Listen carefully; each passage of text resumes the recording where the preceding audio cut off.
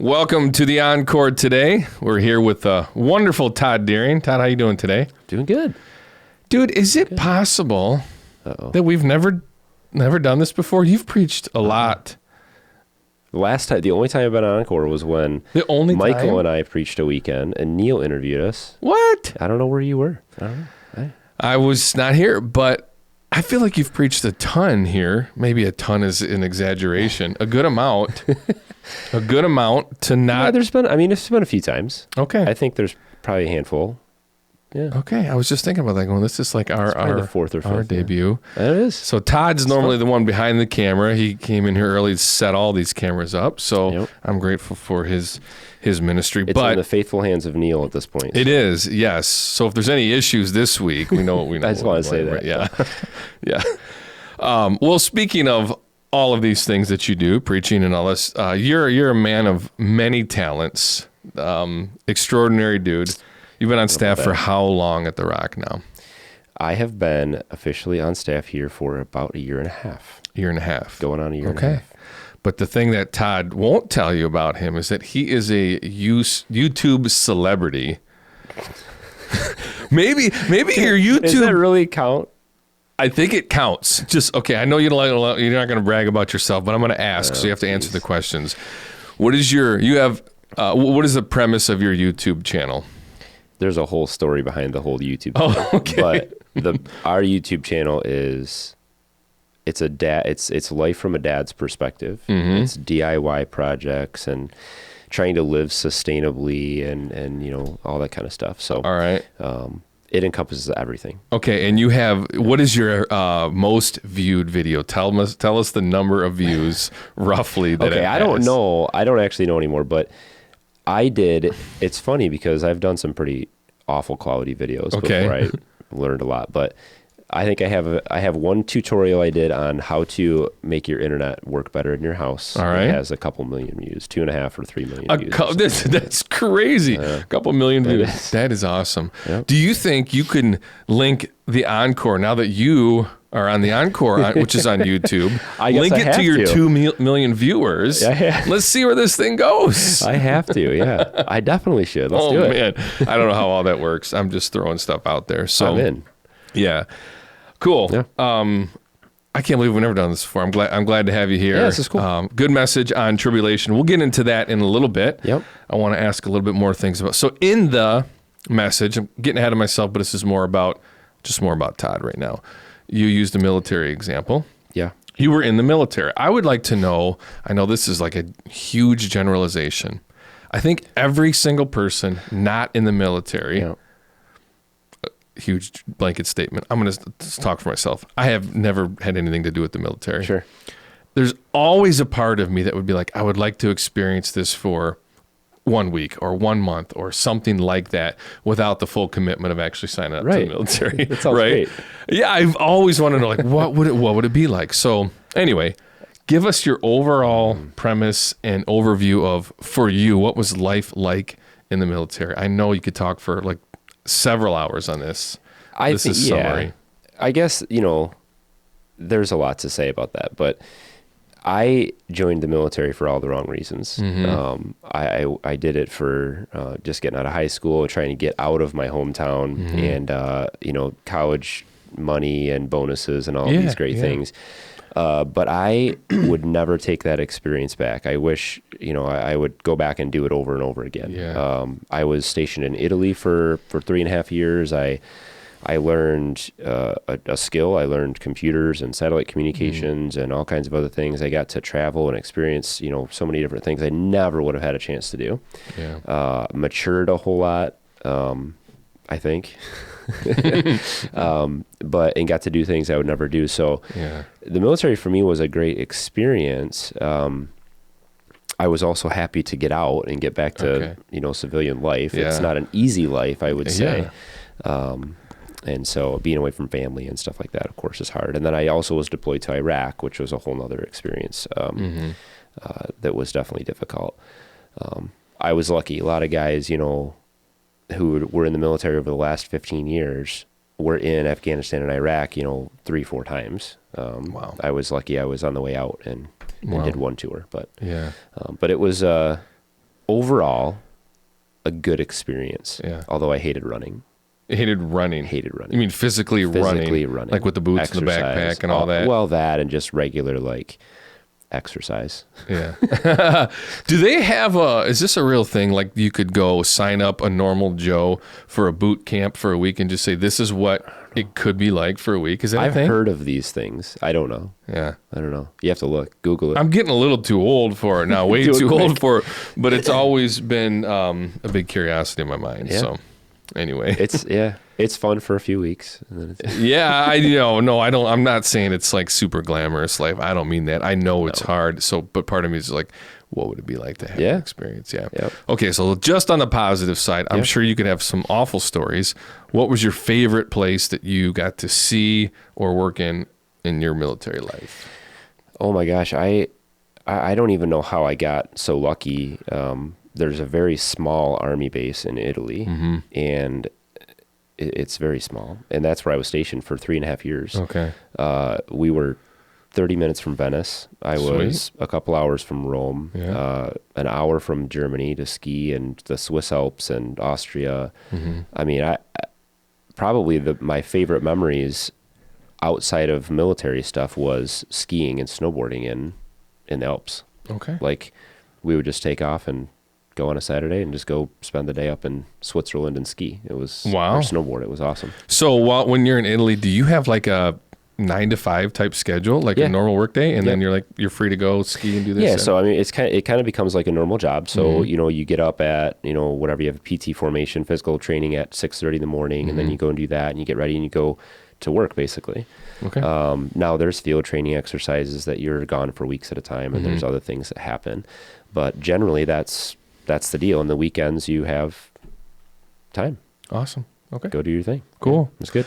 All right. Thanks for sharing all that. So you had talked about tribulation. A lot of people have asked, Wes or myself as well, like when we prepare for messages, what is that preparation week like? So a couple of things. You didn't preach in John this week, which is where, as a church, we are in. So walk us through, for you get asked to preach, and then how do you begin to process all of that? How do you start studying? Where do you go? What makes you land on this topic? So walk us through that whole preparation week or 2 weeks for you, whatever it is. Yeah, it's funny because I actually ended up in John. Because John 16:33 was the verse that kept coming to me. Yeah. And a lot of times, when I'm asked to preach, I don't know what it's going to be. Right. And then usually I feel like God will lay themes in my life. So at the marriage ministry, a couple weeks ago, we were ended up talking about Job and Jonah, things that we've been through, like Lisa and I, things will keep coming back to me and just in prayer and stuff. And so once I kind of have an idea, then I'll start doing research and really like looking into things. And Job just kept coming back to me. That verse in John, I can't remember where I came across that, but I was like, this is a real thing. Yeah. And you just looking at the world around us, like it just kept coming back to me. So I think, that's part of it. And then once I pick something, spending a lot of time reading and, sometimes it can be hard. You can sit there and stare at a computer screen and nothing's absolutely. Like, what do I say? It's like writer's block. It's a burden though, too. You want to handle it correctly, and you want to, So, and there was a little of that I think that happened this week, but it really settled into Job, which to me was a huge, like when I read and understood that book a long time ago, it had a huge impact on my life, and so that's kind of where I ended up. So actual message prep for you, how does that work? Are you doing a run through in front of a mirror? Are you timing yourself, or do you go from notes to a keyboard to a screen? What does that look like for Todd? Oh my goodness. Since I teach the marriage ministry often, so this is, weekly or every other week or so, I'm teaching there. So I do have kind of a routine. I do practice. a lot of times it helps me to prepare to actually stand up and say the words, like actually go through my notes and say the words. And I'm like, oh, that didn't sound right. That shouldn't have been there or whatever. Are you in an office with a door closed? What's this look like? I usually do this at home with Lisa, with my wife. Okay. This is also a great time for her to be a sounding board for me and say, you maybe shouldn't say it like, or because, sometimes we can say things that we think they sound great in our head, and then when you go through and you say something, it doesn't sound as good. So Lisa is a huge part of preparation for me. We pray together and share, read verses back and forth. A lot of times she will come across something and she'll be like, this is a great one, and it'll just fits in. And so we work together with that very closely. Okay. Yeah. Very cool. Yep. Very cool. Awesome. Thanks for sharing that. So Tribulation and Job is kind of, I would say, like the main text that you went to, Job 1. It opens up by saying that Job was blameless and upright. Now, that's got to throw some people for a loop, I would think. First-time readers or the first time you hear this, what does it mean that Job was blameless and upright? Yeah, so, I mean, Lisa and I actually talked about that quite a bit when we were going through this. Like, what does that mean? Does that mean he was perfect? Was he sinless? Does he, was he perfectly righteous? And I don't think... We know from other verses in the Bible that that's not possible. Right. We know that Jesus said that, we are all sinners. Not one of us is righteous. And so when I think that when you look at the theme of the whole book of Job, he's opening with that to say there wasn't any particular reason for his, what's going to come. The tribulation that will come in his life. It wasn't for any particular reason. It wasn't. This wasn't a discipline thing like it was for Jonah. It wasn't, because God was trying to correct his life in some way, like He does with the Israelites throughout the whole Old Testament. Right. This was just like he was a good dude trying to do the right thing. Yeah. He was fearing God, and then I think that sets the scene for what happens to him. Yeah. So no, that's a good way to say it in the context. The other thing too is, I like how you said the Bible would tell us differently that he is definitely a sinner because there's the overall. And so when we read and teach and learn in context, you do have to understand there's a big picture here to see. Sure. And this is a lot of Job's life, but it's essentially an overview. So you can't have every finite detail in there, right? And so there are things in all of Scripture that you have to say, these are truths. This would apply in Job's life too. But the end of verse 1, I like it. It helps it too. It just says, he's blameless and upright, one who feared God and turned away evil. So it's kind of like putting that together, not necessarily calling him perfect, but... Yeah, and I think, we were just reading in Psalm 119 today, and Lisa and I were talking about like how can we be blameless and upright? Like how do we? And Psalm 119, I'm not going to read the whole thing, it's long, but it says, "Blessed are those whose way is blameless, who walk in the law of the Lord." And it goes on to say, like, through following His word and through trying to follow what God has taught us, turning away from sin and repenting and turning back to God, like that's how we walk a blameless life. It's not a perfect life, but it's a reverence of God life. And I think that's who Job was. Like that's what God tries to paint that picture of him. Yeah, that's a great way to say it. So Job obviously had a lot of trials and tribulations that you talked about. You used an example of your own life. And so I don't know if it was maybe a 2 week thing or something. It was like a that, little longer than that. Okay. It was over probably 4 weeks total of everything. So, yeah. But the bigger picture of that, tell us a little bit about that personally for you and what you see in it, what that's like to you. And then on the other side of it, what you would say, this is what I learned from it. This is what I genuinely take away from it. Yeah. Man, stuff happens. I mean, just thinking through, like when I was preparing this message, thinking through all the things that happened, I left a whole lot of things out. Just over the last month, my transmission went out on the Suburban that we have, and the gas tank literally fell off the bottom of my other truck. And, we're going through all these different, it just keeps happening. It seems like all these things are happening. And I think the one thing that we always have to remember is everything that we have is God's, and everything that we we think is ours and we think we can control. Like sometimes we have to give up that control in order to have peace. We can try to fight and just say, oh, this happened, and let it crush you. Like let it really run your life. But we can't do that. Everything is God's. Everything that we have, our health, everything is His. And so if it's, I don't have any control over that. I can do the best I can and try to take care for things. And, but when things happen like that, we have to be faithful. We have to still praise the Lord. Like that's the hardest thing to do in the midst of a real trial. These are all little things, really. This is just life stuff. But when somebody close to you passes away, or you think, why? Or when your health diminishes, or like, why did this happen? We have to trust that God has a greater plan for our life, and that He is ultimately in control, which is just never easy, to do. So yeah. I don't know if this is too much. You'll be able to come up with it now, but for you, could you go back to a specific trial in your life that, in the moment, may have been the worst thing ever for you, and how that affected your faith in God? I've been pretty blessed throughout the years. I think one of the things that taught me this lesson, one of the greatest things, was kind of the whole thing with the YouTube channel. Years ago, my wife Lisa made more of the income in our family than I did. One day she lost her job. We had a home and kids and cars and all these things, and we're trying to figure out what are we going to do with less than 50% of our income. And then, not too long after that, this happens. God brought about this whole YouTube channel thing, which has helped, and that continued to grow. And then I lost my job.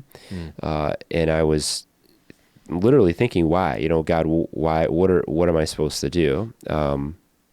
Through trying to trust Him throughout that time, He brought about so many great things that never, ever, ever could have happened if I were still working, if Lisa was still working. Our marriage got better. Our faith walk got better. We were able to serve in so many different ways. So I always think back to that time when things take a strange turn in my life. And I think, okay, I'm going to be patient. What will happen at the end of this? What don't I know? I don't see the big picture. And that always helps, I think. Yeah, that's real good. Yeah. Cool. What would you say is the biggest takeaway? I know you said a couple of things here that we'll kind of get into here from Job 38 and then from John, Romans, all that. What is the biggest takeaway if you could sum up somebody who is going through a trial in the midst of it? You're counseling them. Like, what would you say in the midst of it? Just know this. What is that overall takeaway for them? Yeah, I think, kind of what I was saying about, really having faith and trusting in God, because we only see a little tiny bit of the plan. It's really hard to see the big picture, and we sometimes never really see the big picture. I mean, I think about the promises that God made to Abraham. He never really saw the full result of what his faithfulness was doing. Noah and so many other great faith figures in the Old Testament that trusted in God's plan, even though they never really saw the result, and sometimes we don't even see the result might not be even in our life of what God's using us for. It could be in someone else's. So you had said in your sermon, it's not about, probably misquoted to somebody, but it's not about the trial, but how we handle it. I think it's extremely important, because you said at the beginning that we will go through tribulation. Whether you're blameless and upright or whether you're a horrible person, like everybody is going to deal with these things. And so, somebody asked me that one time, and I guess my general opinion overall, like, do you think cancer and awful things like this happen to Christians as much as not? And I think in many ways the answer is yes. Like, it does. The Bible talks about it raining on the just and the unjust. Like, life is thrown at everybody, and not necessarily in any sense of fairness. It just happens. And I think, I don't want to answer this for you. Would you say overall is the Christian's responsibility when we look at that, when we look at the world, and to say, life is going to happen. What is my responsibility in this? I guess I'm asking you to talk about more about how you handle that trial. What if we were to sit here and say, maybe trials happen to Christians more often than the world?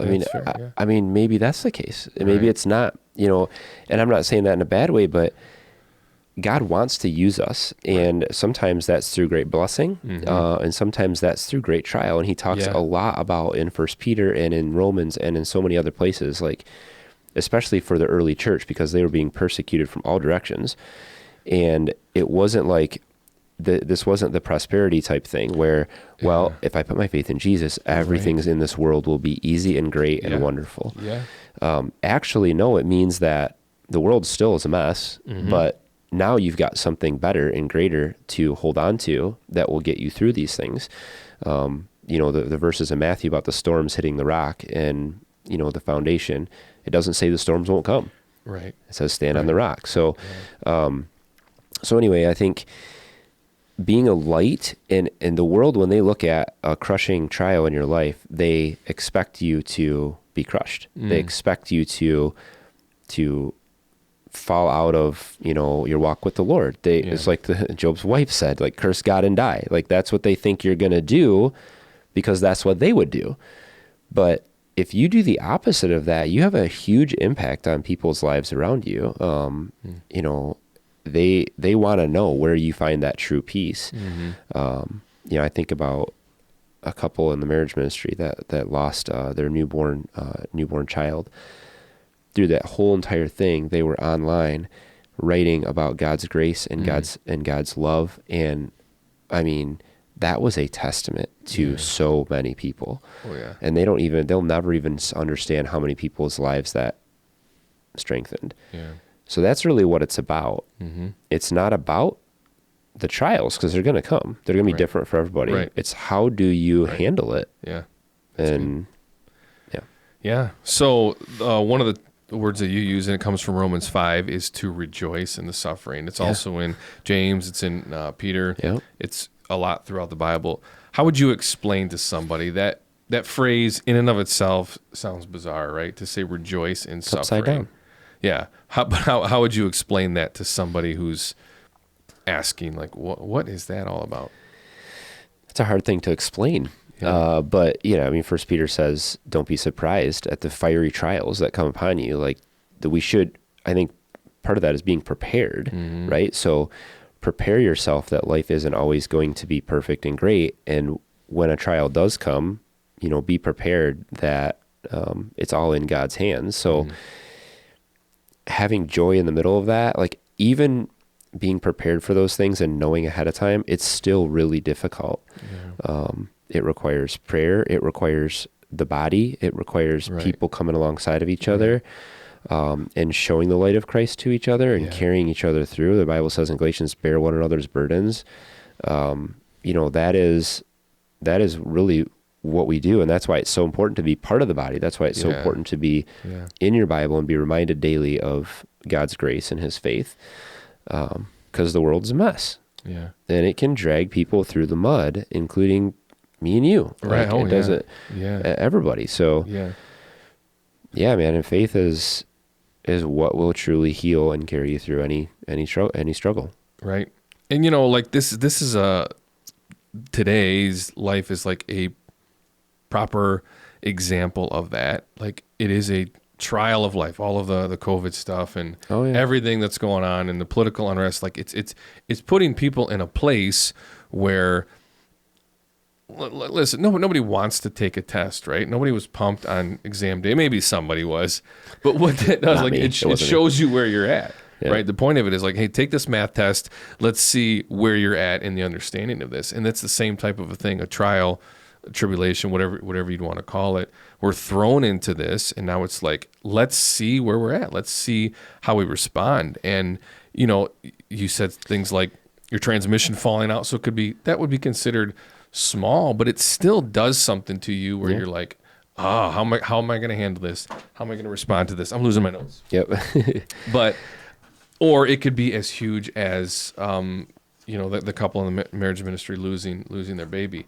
Yep. And it doesn't mean that you're not mourning or that you're smiling and laughing through it all. Like you're still frustrated at the pain and the sorrow it brings, and annoyed at the transmission and things. But I understand joy to be a sense of a greater purpose out there. And so in this, I'm going to find out where I'm at. I'm going to find out how I respond. And sometimes we do fail those things, but hopefully, I don't know. I've learned more at school. Like when you fail a test, you probably learn more than when you pass it, because you go, oh, I got to get my stuff together. I got to straighten this out. And joy is kind of like happiness with peace, right? It's like, it's not that everything's great. It's that you just have a sense of peace. But, another thing that I didn't really talk a whole lot about in the message was, like you said, that refining. It talks about in 1 Peter. Oh, yeah. It's like when you refine metal, you heat it up and you beat it and you strike it, and then the impurities fall away.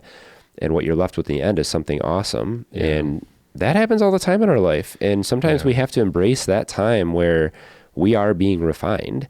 It's not easy to see things that way either all the time, but we are, and we come out of struggles learning things and being stronger. If an athlete never trained and pushed themselves, they would never become stronger. Yeah. If you just went out for a walk every day, you're never going to be a great runner.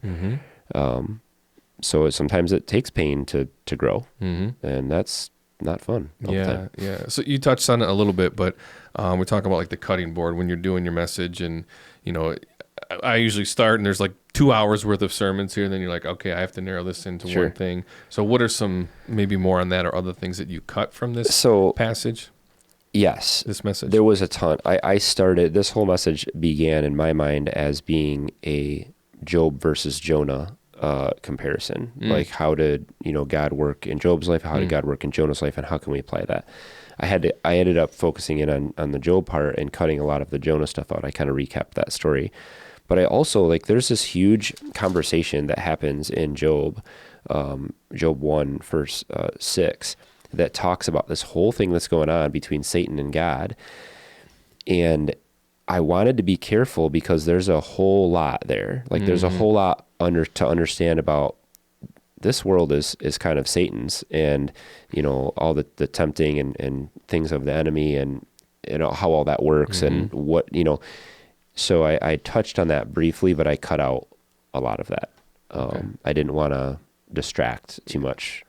Yeah. Trying to explain that or fight through that. I think there's a whole nother message there.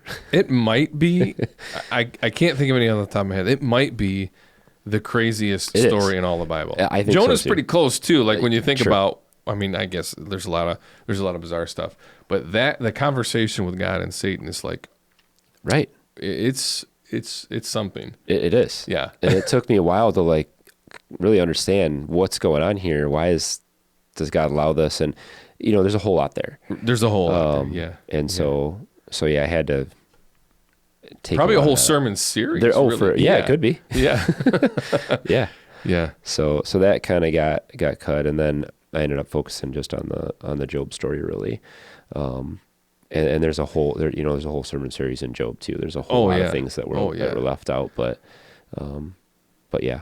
A whole lot of things. Yeah. Yeah. So in the prep too, like we talk about this with Wes and stuff, it's hard because a lot of people say, well, you didn't mention this, or it's, you can really you should only focus on one area, because you can get lost in the woods and go over here and over here. So, and we talk about this sometimes too, as a guest speaker, I'm not going to talk for 50 minutes. Yeah. I don't think that's a good idea. I think people, I try to stay, reasonable with that. So yeah, no, I'm the same way. Yeah, we both kind of. Did you time it at all in your? I do. Preparation? I try to time it because that's important too. I don't want to ramble on for. Did you hit your time, or were we? I was a little. So 9 and 11 were a little different. I think I was at 35 minutes, 30 minutes, which I think is pretty. It's in there. Yeah, that's where I wanted to be. Okay. So well, cool. Yeah. Well, I enjoyed it. It was a really good weekend. We always welcome more and more questions. If you want to hit us up, you can send us an email. What is it? Encore@rockfenton.com. Or questions at rockfenton.com. Or questions, either one. Yep. But as always, don't take our word for it. Be in His, and we'll see you next time on the Encore.